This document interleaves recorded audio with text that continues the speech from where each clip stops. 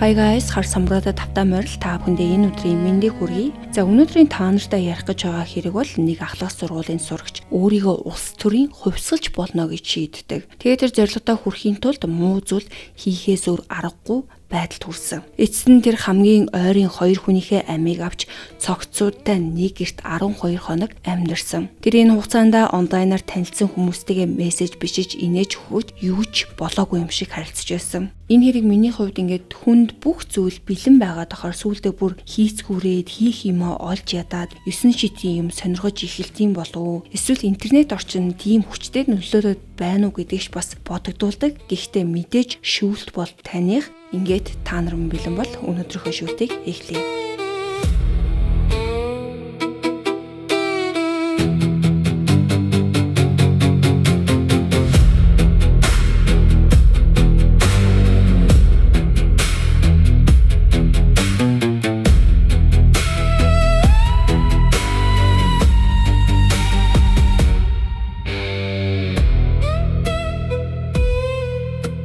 Никита нь 2007 оны 6 дугаар сард Молдов улсад төрсэн хүүхэд. Түүний дөнгөж 3 настай байхад ээж Татьяна нь ааваас нь салаад хэдэн жилийн дараа Татьяна нэгэн болзооны сайтаар Дональд гэх Америк гэртэй танилцсан байна. Тэд хэдэн жилийн турш холбоотой байсны эцэст гэрлэхээр шийдэж 2017 оны 6 дугаар сард Татьяна хүүгээ дагуулan Америкийн нэгдсэн улсад нүүж ирсэн. За ингээд Никитагийн Америк дахь шинэ амьдрал Висконсин мужийн Вакиши хотод эхэлдэг. Тэд Дональдын хамт тансаг хороололд байрлах 2 давхар нилээд том байшинд амьдардаг байсан. За тухайн үед байшин бол ойролцоогоор $800,000 үнэтэй байсан.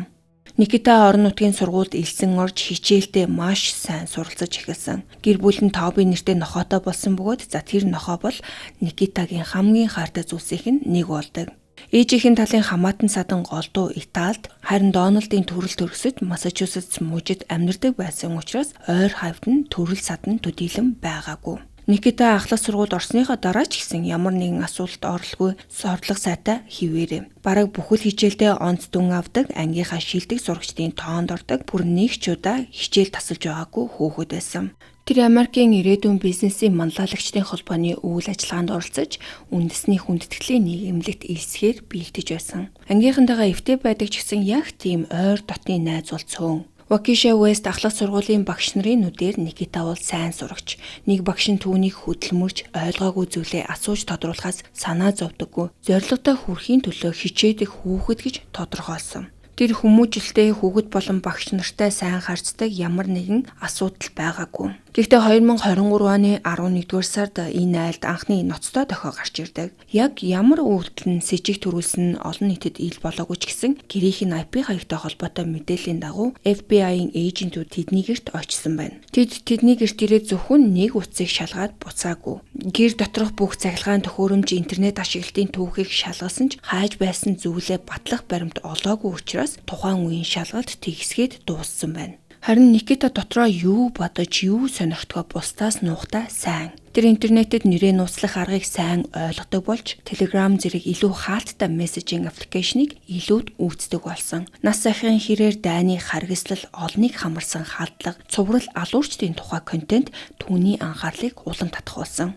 Ингэж сонирхож хайсаар тэр O9A хэмээх хит даврагч сүлжээтэй танилцсан. За энэ тус сүлжээ нь бол өөрсдийгөө сатанизмын нэг урсгал гэж нэрлэдэгч еврейчүүд, христийн шашинтнууд болон барууны үнэт зүйлсийг үзэн яддаг үзэл нь хүчтэй бүлэг. Зорилготой хүрэхийн тулд хүчирхийлэл өдөөхийг хүртэл зөвтгдөг. Сүүлийн жилүүдэд энэ сүлжээг 764 гэх мэт цахим орчин дахь үзэн ядалтын бүлгүүдэд нөлөөлсөн үзэл санааны нэг их сурвалж гэж үздэг. За ийм бүлгүүд нь бол хүүхэд өсвөр насныхныг онилж дарамталж аюултай үйлдэл рүү түлхтгэрээ танигдсан байдаг. Никитаг яг хэн нэгэн энэ үзэлд санаатаагаар татан оруулсан гэх тодорхой баримт байдаггүй. За харин тэр өөрөө ийм хүмүүс, ийм бүлгүүдийг хайж байсан юм шиг харагддаг. Сургууль дээр өөрийнх нь хамгийн сайн эмэгтэй найз гэх нэрлдэг нэг охинд энэ бүлгийн сургаалыг сонирхдаг тухайга ярихад за энэ охин бол нэг их тэгж онцгой хариу үзүүлээгүй. Харин 2024 оны 12 сарын эхээр Никита TikTok дээр өөр нэг хэрэглэгчтэй энэ асуудлаар ярилцаж эхэлдэг. Нэг ярианыхаа үеэр Никита эцэг их нь O9A-г сонирхдгийг нь мэдчихвээ гэж айдгаа нуухгүй хэлсэн. Тэр өмнө нь энэ тухайга нэг охин найздаа хэлэхэд нь нөгөө найз нь тайван хүлээж авсан ч гэсэн бусад хүмүүс мэдвэл айж сандрах байх гэж боддог тухайгаа ч хэлсэн. За харин тэр нөгөө хэрэглэгчээс бодит амьдрал дээр өөр хэн нэг нь энэ сонирхлыг нь мэдтгүү гэж асуухад тэр хүн гэрийнх нь мэддэг гэсэн товч хариултыг явуулдаг. За энэ нь бол Никитаг гайхшруулдаг. Өөрийнх нь эцэг их юу ч мэддэггүй. За харин мэдвэл утсыг нь хураах байсан гэж тэр бичсэн. Өмнөх жил FBI гэрт нь ирж шалгасан учраас ээж болон хойд аав хоёр нь бүрч хатуу хандах байсан. За бүр өөрөө насанд хүрээгүй байсан болохоор эцэг их нь утас болон бусад бүх эд зүйлсийг нь хураана гэж үзэж байсан. За харин нөгөө хэрэглэгч ч гэсэн мөн адил насанд хүрээгүй ч гэсэн гэрээхний тийм зүйлд нэг их ач холбогдол өгдөггүй гэсэн тэр хариулт бол Никитагийн толгойд үлдсэн юм шиг байгаа. Энэ үе хүртэл бол Никита зөвхөн O9A-г сонирхдаг нэгэн байсан. Гэхдээ түүний хожим хэлснээр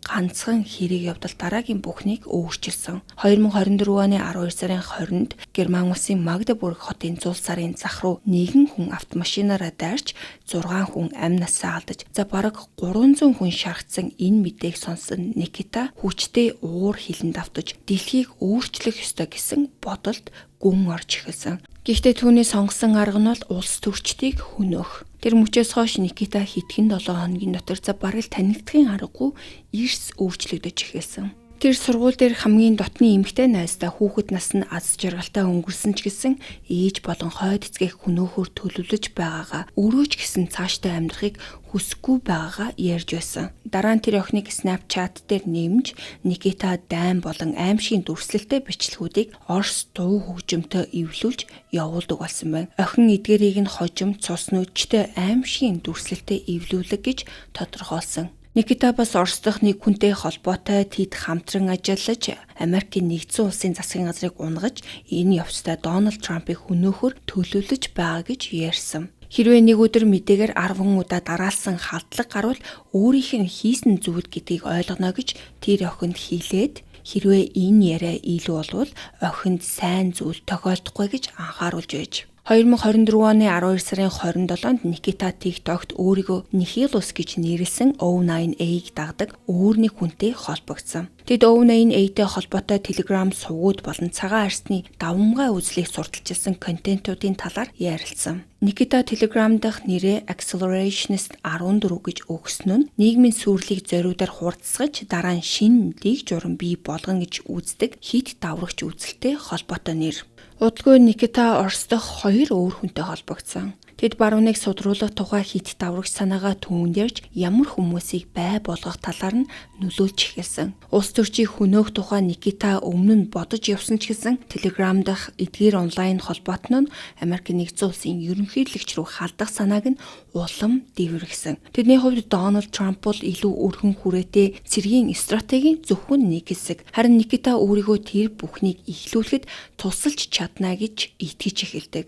Энэ бодолд бүрэн автахад ердөө л хэдхэн 7 хоног шаардагдсан. 1-р сарын дунд гэхэд тэр санаагаа бодит болгох арга хайж эхэлсэн ч өөрөө нарийн төлөвлөгөө гаргадаг хүн байгаагүй. Гол зохион байгуулалт нь түүний онлайн холбоотнуудын зүгээс л ирж байсан. Харин мөнгө босгох тал дээр Никита өөрийн гэсэн аимшигтай шийдлийг олсон.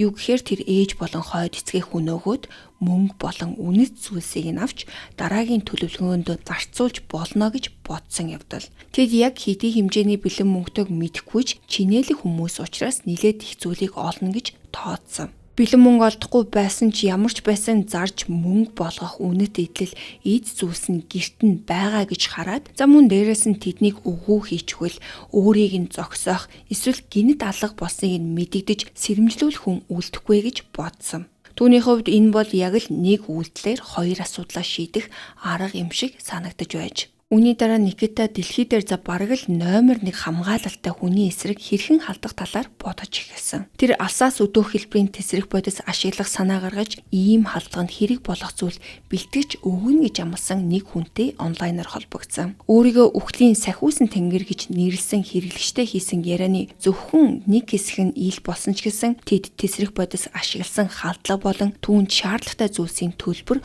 худалдан авалтын талаар ярилцаж байсан. За мөн дээрэс нь тэр халдлагын үеэр Америкийн нэгдсэн улсын ерөнхийлөгчийн эрийн тойронд хичнээн хүн гэмтэж ам үрэгдэх нь өөрт нь огт хамаагүй. За мөн дээрэс нь 357 Magnum бууны дуунаас сонсгол хамгаалах чихвч хэрэгтэй гэж хэлсэн байна. Энэ хэрэгт 357 Magnum-ын тухай дурдсан нь чухал дохио болж үлддэг. Яагаад тэгэхээр Никита өмнө нь буу олж авахын тулд хэн нэгэнтэй нөхөрлөж дараа нь тэр хүнээс бууг нь хулгайлах тухай ярьж байсан ч энэ ярианаас харахад бодлоо өөрчилсөн юм шиг харагддаг. Яагаад тэгэхээр 357 Magnum бол түүний хойд эцэг Дональдын эзэмшдэг бууны төрөл байсан. Тэр онлайнаар холбогдсон хүнээсээ захиалах гэж байсан зүйлсээ яаж хүлээж авах талаар асуусан. Мөн дээрэс нь төхөөрөмжөнд дангаараа ирэх үү эсвэл тесрэх бодис дагалт уу гэж хүртэл асуусан. Гэхдээ Никита нэг зүйлийг мэдээгүй. Түүний ярьж байсан хүмүүс бол нисэх төхөөрөмж тесрэх бодисын талаар үнэндээ юу ч мэддэггүй хүмүүс. Тэд зүгээр л Telegram дээр заллин хийдэг этгээдүүд байсан бөгөөд хит даврагч ертөнцид орсон гинэн өсвөр насныхныг ойнолдог. Харин тэдэнд эцэг эхийнхээ мөнгийг хулгайлахад бэлэн байсан Никита амархан олзон олдог. За хэсэгхэн хугацааны дараа Никита хойд эцгийнхээ данснаас тэдний нэг рүү нь ойролцоогоор $8,700 биткойныг шилжүүлсэн. За харин тэр бол энэ мөнгөө шилжүүлснийхаа дараа нэг байршлаас зэвсэг болон хэрэгслээ очиж авна гэж бодож байсан ч хизээш тийм зүйл болоогүй. Мэдээж штэ нөгөөдөл нь зүгээр л уйварчд байсан. 2025 оны 1 сарын 21-нд Никита өөрийн Оросын холбоотон тоогоо онлайнаар дахин ярилцсан. Тэр ярианы зөвхөн нэг хэсэг нь ил болсон. Яагаад тэгэхээр Никита өөрөө скриншот авч хадгалсан байсан. За харин тэр харилцаанаас харахад Никита хөдөлгөөнийхөө талаар өөрөө ч бүрэн ойлголтгүй байгаа нь харагддаг. Тэр халдлагын бурууг аль улс руу тоохыг асуухад нөгөө хүн нь мэдээж Оросыг л буруудах штэ. Зорилго нь бол ердөө л тэр гэж хариулсан. Тухайн үед Никита өөрийн манифесто буюу үзэл бодол зорилгоо бичсэн мэдээлэлээ бэлдэж байсан. Тэр халдлага үйлснийхээ дараа энэ манифестогоо олон хүнд хүрэхийг хүссэн. За Оросын холбоотон нь онлайнаар тарааж өгнө гэж найдаж байсан. За гэхдээ үнэхээр тараах хэсэгт нь бол Никита итгэлгүй байсан юм шиг байгаа. Тэр бичвэрээ ямар хэлбэрээр идгэх, нөгөө хүн агуулгыг нь өөрчлөхгүй бистэ гэж хүртэл асуусан байна. Хариуд нь бол нөгөө хүн цаасан дээр бичиж зургийг нь явуулаа гэсэн зөвлөгөө өгсөн. Мөн Никита даалгавраа хийсний дараа Украинд нуугдаж тэнд энгийн амьдрал эхлүүлнэ гэж нөгөө хүмүүс нь амласан юм байна. Тэр Орос хэл баг зэрэг мэддэг учраас үүнийг боломжтой гэж бодсон. Харин тэднээс хэдийгээр нуугдаж Украинд очиод жирийн ажил хийж амьдрч чадах эсхийг хүртэл асуусан. За энэ Никитагийн бичсэн манифесто бол 3 хуудас орчим богино бичвэр байсан гэдэг. Бүрэн их нь бол олон нийтэд ил болоогүй ч гэсэн ил болсон хэсгүүдэд еврей хүмүүсийн эсрэг үзэн ядалт, цагаан арсны давмгай байдуудыг сурталчилсан үзэл болон улс орнуудыг сүрэл рүү түлхэх мэт хэд даврагч санаа багтдаг. Тэр Дональд Трамп болон магадгүй дэд ерөнхийлөгчийг ойнолвол улс оронд эмх самраагүй байдал үүснэ гэж итгэж бусад хүмүүсийг хит даврагч хүмүүстэй холбогдож нийгмийн задралыг хүлээж хүчирхийлэл үйлдэхийг уриалсан байсан. За харин энэ бүхний дараа түүнд хувийн бэлтгэлээ хангал үйлдсэн. 2025 оны 2 сарын 11-нд тэр өдөр бол яг юу болсныг нь бүрэн тогтоогоогүй ч Никита хойд эцгийнхээ бууны шүгэнээс бууг нь аваад гэр дотроо ээж Татьяна болон хойд эцэг Дональд хоёрыг буудаж хөнөөсөн. Татьяна коридорт Дональдыг байшингийн нэг өрөөнд нь буудаад Никита цогцуудыг нуух гэж оролцсон ч за нуусан арга нь бол ердөө дэр хүнжлөөр бүтээх байсан байна. Ингэснээрээ тэднийг харахгүй байж болох ч үнэрийг нь дарах ямар ч боломжгүй. Гэмт хэргийн дараа тэр шууд дараагийн төлөвлөгөөнд ороогүй. Харин эцэг ихээ цогцос байсан тэр байшинд дараагийн 12 хоног юу ч болоогүй юм шиг амьдарсан. Үнэр нь нэмэгдэхэд үнэртэй лаанууд олныг авчирч байшин дотор асааж эхэлсэн. Буудлагын дараах 3 дахь өдөр буюу 2 сарын 14 гэхэд Никита болон эцэг эх рүү санаа зовсон хүмүүсийн мессеж олширч эхэлсэн. Яагаад тэгэхээр 3 өдрийн турш энэ айлын хинэнч ажил сургуультай яваагүй бас хинтээж холбогдоогүй. Никита харин энэ талаараа Оросын холбоотнуудынхаа нэгт нь хэлэхэд тэр хүн бүх хүн рүү өвдсөн гэж хариу бичээд цогцуудыг бейсмент рүүгээ оруулаа гэж хэлсэн байна. Никита цогцуудыг ерөөсө бейсмент рүү зөөгөөгүй харин мессеж илгээж эхэлсэн. Массачусетс мужид байдаг Дональдын гэр бүлийнх нь түүний нэрнээс ирсэн хачин мессежүүдийг хүлээж авч эхэлсэн. Дональд өвдсөн учраас ажилдаа явахгүй байгаа мөн сошиал медиагаас завсарлага аавна гэсэн утгатай мессежүүд ирсэн. За түүнчлэн Дональдын ажил олгогч руу ч гэсэн өвдсөн учраас ажилдаа ирж чадахгүй гэсэн мессежүүдийг Никита явуулсан байна. Дональд ажил руугаа өвчтөг гэсэн мессежийг бараг 7 хоногоос илүү хугацаанд явуулж бараг ерөөсөө л идэхгүй байгаа гэж хэлж байсан байна. Энэ хооронд Никита Telegram дээрх найзуудтайгаа мессеж бичиж хойд эцгийнхээ цогцыг нь хүртэл тэдэнд үзүүлсэн. Тэр зураг авч өөрийгөө давхар бичсэн бичлэгч гэсэн хийж тэр бичлэгтээ Дональдын цогцыг аль хэдийнэ ялзарч ихэлснийг харж байна гэж ярьсан бөгөөд хийсэн зүйлдээ өчүүхэн ч гимшсэн шинж түүнд байгаагүй. Гэрийн камерын бичлэгт Никита 2 дугаар сарын 22-нд хүртэл байшин дотор алхаж цогцуудын эргэн тойронд тавьсан үнэрт лаануудаа янзалж байгаа нь үлдсэн. Харин тэр өдрийн орчимд л гэрээс эцэст нь явхаар шийдсэн. Тэр Дональдын машинаар явж $14,000 биелнээр үнэт идэл гадаад паспортууд болон хойд эцгийнхээ буу элдэв хэрэгсэл гэр бүлийнхээ нохой болох Товбиг хүртэл хамт авч явсан. Хамгийн чухал нь гэрийн камер болон бичлэг хадгалдаг төхөөрөмжүүдийг ч гэсэн явсан. Тэнд өөрийнх нь хийсэн зүйл бичигдсэн гэдгийг Никита ойлгохын дээдээр ойлгож ирсэн. Оргож явхдаа тэр Wyoming муж руу хурч өөрийгөө Forrest гэж нэрлсэн онлайн хэрэглэгчтэй холбогдоход харин тэр Никитад мөрөө бодлохын тулд машина яаж өөрчлөх талаар зөвлөж эхлээд Канзас муж руу очоод дараа нь Оклахомогоор дамжаад Калифорни хүрэх чиглэлийг зааж өгсөн байна. Түүнийг хэд хоног орон зайлж явах хооронд Дональдын ээж Waukesha County-гийн цагдаад хандаж гэрт нь очиод гэр бүлийнх нь байдлыг шалгаж өгөхийг хүссэн. За зөвхөн тэр ч санаа зовж байгаагүй. Никитагийн сургууль гэсэн мөн адил хүсэлтийг гаргасан байсан. Сургуулийнх нь Никита 2-7 хоног хичээлдээ ирээгүй хаана байгаа талаар ямар ч тайлбар өгөөгүй гэж хэлсэн байна. Өмнө нь нэг ч удаа тасалж байгаагүй хүүхэд гинэт ингэж алга болсон нь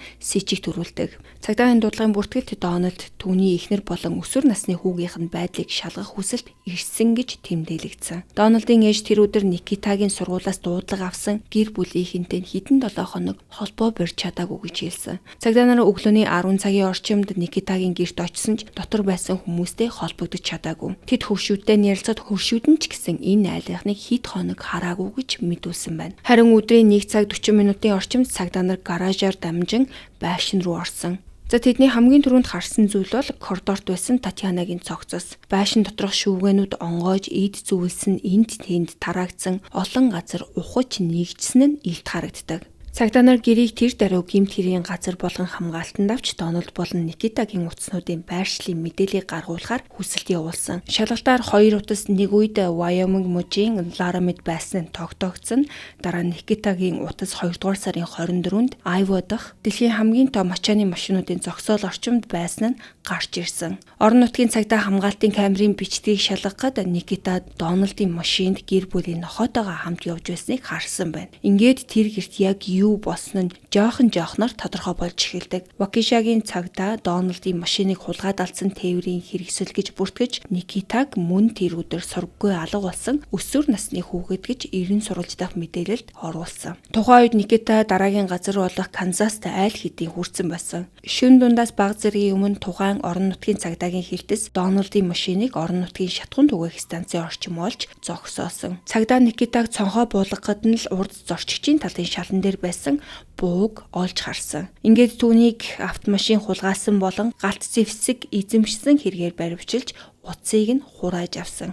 За ингээд түүний төлөвлөгөө тэнд дууссан. Хэд хоногийн дараа буюу 3 сарын 3-нд Никитагийн утсыг шалгах шүүхийн зөвшөөрөл гарахад утаснаас нь O98-тэй холбоотой асар их материал түүний ашиглаж байсан олон хэрэглэгчийн нэр, тэдгээр нэртэй холбоотой хаягнууд нь илэрсэн. Машиныг үргэлжлүүлэн шалгахад сумны хайрцагнууд, ээж болон хойд эцгийнх нь утас түрээвч их хэмжээний бэлэн мөнгө гарч ирсэн. Тэр мөнгөний зарим хэсгийг нь бүр евро болгон солисон байсан бөгөөд үнэт идэл болон электрон төхөөрөмжүүд ч гэсэн олдсон. За бас дээрэс нь гэрийн хамгаалтын камер болон бичлэг хадгалдаг төхөөрөмжч гэсэн байсан. За Никита бол энэ бүх бичлэгийг өөртөө авч явсан мөртлөө яагаад устгаагүй нь тодорхойгүй. Зүгээр тийм л тэнэг байсан бэлгүй.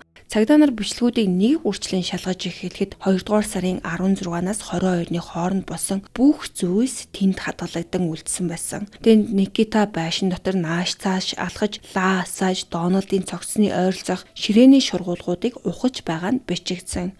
За мөн дээрээс нь Дональдын цогцсны зургийг авч би нь ялзарч ихэлснийг харж байна гэж ярьсан өөрийнх нь бичлэг хийж байгаа нь хүртэл хамгаалтын камерт үлдсэн байж.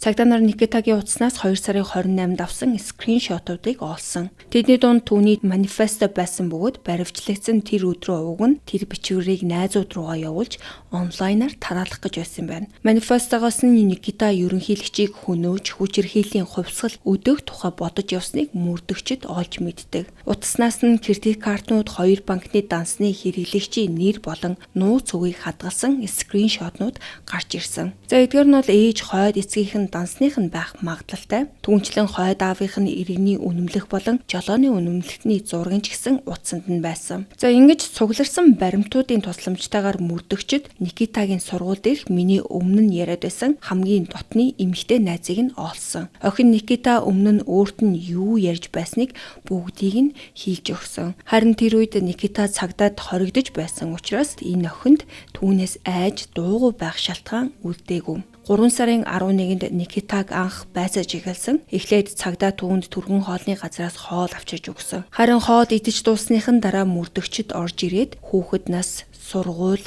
цаашдын төлөвлөгөөнийхэн талаар түүнээс асууж эхэлсэн.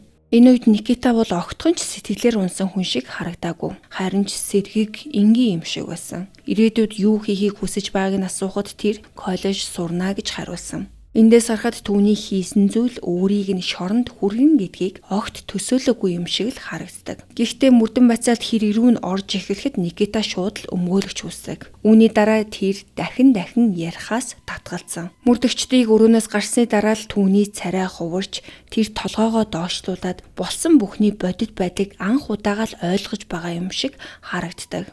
Никитад 1-р зэргийн санаатай хүний амнаас хөнөөсөн 2 хэрэг. Цогцос нуусан 2 хэрэг, хөдлөх эд хөрөнгө хулгайлсан хэрэг, $10,000 дээш үнийн дүнтэй эд хөрөнгө хулгайлсан 2 хэрэг. За мөн хүний хувийн мэдээллийг хууль бусаар ашигласан 2 хэргийн ялыг тулгасан. Тэр ихэндээ бол бүх хэрэгт өөрийгөө буруугүй гэж мэдүүлсэн. Гэхдээ цагдаагийн цуглуулсан нотлох баримт асар их байсан учраас энэ хэрэгээс мултрах боломжгүй цаг хугацаа өнгөрөх тусам тодорхой болсон. Өмгөөлөгч нь ч гэсэн үүнийг түүнд ойлгуулсан юм шиг харагддаг. Ингээд өмгөөлөгч нь прокурорын талдаа ял тохиролцох хилцэл хийхээр ажиллаж тохиролцоонд хүрсэн. 2026 оны 1-р сарын 8-нд Никита ээж Татьяна болон хойд эцэг Дональд хоёрыг буудан хөнөөсөн хэрэгтэй бурууга хүлээсэн. Өөрөөр хэлбэл 1-р зэргийн хүний амь санаатай хөнөөсөн 2 хэрэгт гин бурууга хүлээн зөвшөөрөөд үүнийхээ хариуд прокурорын тал үлдсэн бүх хэргийг хэрэгсэхгүй болгохоор тохирсон. За түүний нөхцөлд бол энэ бол түүний авч болох хамгийн ашигтай тохиролцоо. 2 хүн амны хэрэг тус бүр нь бүх насаар хорих зайлшгүй ялтай. Гэхдээ шүүхээс тус бүрийн ялын 20 жилийг эдэлсний дараа тэнсэн суллагдах боломж олгож болох хувилбар байсан. Өмнө нь өөрийгөө хүйтэн, гимшилгүй, террорист болохыг хүсдэг хүн юм шиг харагдуулж байсан Никита энэ удаа өөр байсан. Шүүгч түүнтэй ярьж байх үед тэр сандал дээрээ ил чичирч суусан. Ялын шийдвэрийн тогтоолоос өмнө өмгөөлөгч нь Никитаг бүх насаар нь хорих ялтаж ирээдүйд тэнсэн сулуулах боломж үлдэхийг хүссэн. Тиймээс түүнийг энэ хэргийн гол зохион байгуулагч нь биш, харин Орос дахь хүмүүсийн залиланд хуурдагдсан, ашиглуулсан өсвөр насны хүүхэд байсан гэж тайлбарладаг. Өөрөөр хэлбэл биткойноор мөнгө авсан хүмүүс Никитад зэвсэг, зүхтах төлөвлөгөө болон Украинд шинэ амьдрал амлаж байсан ч үнэндээ түүний мөнгийг л авах зорилготой байсан гэж өмгөөлөгч нь хэлсэн. Ингэснээрээ Никита өөрийн шийдвэрээр энэ бүхнийг зохион байгуулсан хүн биш, бусдын нөлөөнд орсон хүн шиг харагдах байсан. Гэхдээ прокурор үүнтэй санал нийлээгүй. Никита хийсэн хэргийнхээ төлөө бүрэн хариуцлага хүлээх ёстой, мөн нийгэмд аюултай учраас тэнсэн суллах ямар ч боломжгүй бүх насаараа хорих ялыг авах ёстой гэж үзэж байсан. Шүүгч түүний үлдсэн хэргийг аимшигтай тайлбарлахын аргагүй гэж тодорхойлсон. Ял сонсох үеэр Никита анхудаа олонний өмнө хийсэн хэрэгтээ гимшиж байгаа илэрхийлсэн. Тэр нулимстайгаар ээжтэй хайртай байсан. Мөн ээжийнхээ төлөө байнга санаа зовдөг байсан тухайга ярьсан. За жишээ нь ээж нь өндөр тавиур дээрээс ямар нэгэн зүйл авах гэж оролдоход нь хүртэл санаа зовдөг байсан гэж хэлсэн. Шал утгагүй. Хойд эцэг Дональдтай ээж чигээ ойр дотн байгаагүйг хүлээн зөвшөөрсөн ч Дональдыг өөрт нь яг л төрсөн хүү шигээ ханддаг байсан гэж хэлсэн. Болсон бүхнийг Никита өөрийгөө ямар нэгэн харанхуй хувьсгалын нэг хэсэг болгох гэсэн тэр хүсэлтэйгээ холбож тайлбарсан. Шашны бүлэглэж байна уу, нийгмийг зориудаар нуран унахыг ирмэлцдэг хит даврагч хөдөлгөөнч байна уу? Тэр ямар нэгэн юмд л зүгээр харьяалагдахыг хүсэж байсан. Мөн хин нэгэн түүнийг ийм контент руу хүчээр татсан биш, харин өөрөө хайж олж үздэг байснаа хүлээн зөвшөөрсөн. Тэр үзэн ядалтаар дүрсэн контент үзсээр байгаад өөрийн бодол нь бүр хит туйлширсан гэж хэлсэн. Дэлхийг бузар сүрж байгаа газар мэтэр харж өөрийнхөө хийх гэж байсан тэр аимшигт үйлдэлээ том өөрчлөлтийн төлөөх тэмцэлт гэж зөвтгдөг байснаач гэсэн хэлээд би өдөр бүр бурхнаас уучлал гуйдаг. Миний үйлдэлээс бол шархалсан, хохирсон бүх хүнээс уучлал хүсэж байна гэж шүүхтэр хэлсэн байна. Гэхдээ түүний үгэнд уярсан хүн бараг байгаагүй. Хойд эцэг Дональдын ах Роберт ял сонсох хуралд ирж тэдний амийг ямар ч утгагүй, уучлашгүй хүчирхийлэлээр санаатаагаар авсан гэж хэлээд шүүгчээс Никитад цэнсэн судлагдах ямар ч боломжгүй бүх насаар нь 20 ял өгөөч гэж хүссэн. Эцэст нь шүүгч Ралф Никитаг өөрчлөгдөх эсхийг таахын аргагүй харин дахин нийгэмд гаргах эрсдэл хит өндөр гэж үзээд түүнд тэнсэн судлагдах боломж олохгүй гэж шийдсэн байна. Ингээд Никита амьдралынхаа үлдсэн хугацааг шоронд өнгөрөөхөр болсон. Энэ хэрэг эхэндээ бол улс төр, нууц, сүлжээ, хувьсгал гэх мэт том зүйлтэй холбоотой юм шиг харагддаг. Гэхдээ эцэст нь Никита зүгээр л интернет дэх хүмүүсийн худал ярианд итгэж гэр бүлээ хөнөөгөөд бүх насаараа шоронд үлдсэн хэрэг. Түүнийг өдөөсөн хүмүүс ч гэсэн жинхэнэ холбоотой биш. Тэдэнд Никитагийн үзэл бодол амьдрал ямар ч хамаагүй. Тэд бол зөвхөн мөнгийг нь л авахыг хүсэж байсан хүмүүс. Харин Никита тэдний худал үгэнд итгээд хизээж засаж боломгүй ийм аимшигтай зүйлийг хийсэн байгаа юм. Надад энэ хэрэг нэг юм бодогдуулсан нь бидний дунд интернетээр харж сонсон зүйлдээ итгэж за ийм аимшиг юм биш байлаа ч гэсэн тэнэг үйлдэлүүдийг хийдэг ямар олон хүн байдаг болоо гэсэн бодол төрсөн. Та нар минь ч гэсэн интернетээр харж сонсож байгаа зүйлдээ цензуртай хандаж өөрийн гэсэн бодолтой байгаараа гэж зөвлөмөр байна. Ингээд өнөөдрийнхөө дугаарыг эхнээс нь дуустал сонссон та нартай баярлалаа. Дараагийнхаа дугаараар уулзлаа. Баяр таа.